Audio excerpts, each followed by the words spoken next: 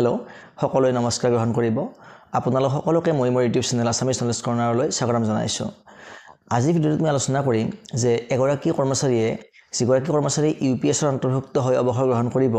সেই কৰ্মচাৰীগৰাকীয়ে lump sum amount কিমান পাব অৰ্থাৎ অৱসৰ হোৱাৰ পিছত তেওঁক যিটো লামসাম এমাউণ্ট দিয়া হ'ব মানে চৰকাৰৰ তৰফৰ পৰা সেই লামসাম এমাউণ্টটো কিমানখিনি হ'ব আৰু কিমানখিনি বেছিক পেড কিমান লামসাম এমাউণ্ট হ'ব আৰু কিমান বছৰ চাকৰি কৰিলে কিমানখিনি পাব ইয়াটাখিনি কথা আজি মই ধুনীয়াকৈ আলোচনা কৰিম গতিকে আপোনালোকে ভিডিঅ'টো শেষলৈকে চাই থাকিব তেতিয়া কথাখিনি ক্লিয়াৰকৈ বুজি পোৱাত সুবিধা হ'ব এতিয়া এক নম্বৰতে মই এটা উদাহৰণ লৈছোঁ ধৰা হ'ল এই এগৰাকী চৰকাৰী কৰ্মচাৰী আৰু তেখেতৰ যেতিয়া অৱসৰ গ্ৰহণ কৰা সময় আহি পৰিব সেই সময়ত যদিহে তেখেতৰ যিটো বেছিক পে সেই বেছিক পেটো যদি হয় 50,000 টকা আৰু তেখেতে অৱসৰ গ্ৰহণ কৰা সময়ত যদিহে ডিএ চলি থাকে 50% তেনেহলে তেখেতৰ কি হ'ব বেছিক পে 50% হলে অৰ্থাৎ 50,000 টকাৰ 50% হলে কিমান হ'ব 25,000 হ'ব অৰ্থাৎ বেছিক পে প্লাস ডিএ মিলি হ'ব 75,000 টকা এতিয়া কি কৰা হ'ব সেই যেটো বেছিক পে প্লাস ডিএ লগ কৰিলে যিমানখিনি টকা হ'ব সেই টকাখিনিৰ 10% অৰ্থাৎ 75,000 টকাৰ 10% লোৱা হ'ব সেইটো হ'ব 7,500 টকা আৰু সেই 10% টো কি কৰা হ'ব পূৰণ কৰা হ'ব এটা সংখ্যাৰ লগত সেই সংখ্যাটো কি হ'ব যে সেইগৰাকী কৰ্মচাৰীয়ে কিমান বছৰ চাকৰিকাল সম্পূৰ্ণ কৰিছে যদিহে সেই কৰ্মচাৰীগৰাকীয়ে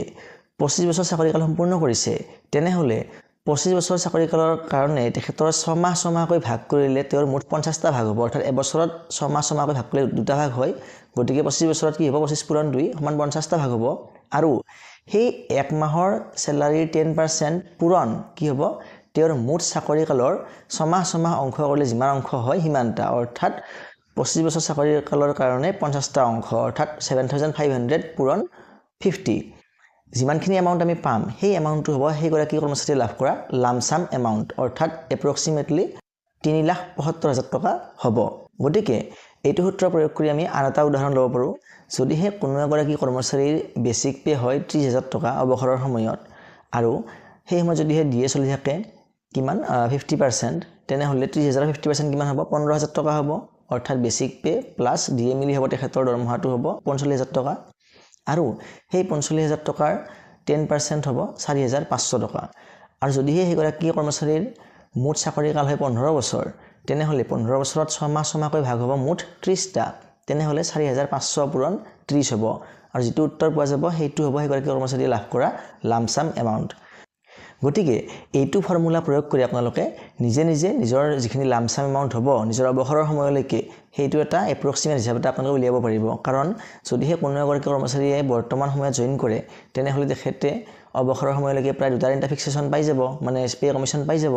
গতিকে তেখেতৰ সেই সময়ত কিমানখিনি মানে বেছিক পে হ'ব সেইটো এটা আইডিয়া কৰিব পাৰিব আৰু সেই বেছিক পেৰ ওপৰত যদিহে সেইটো সময়ত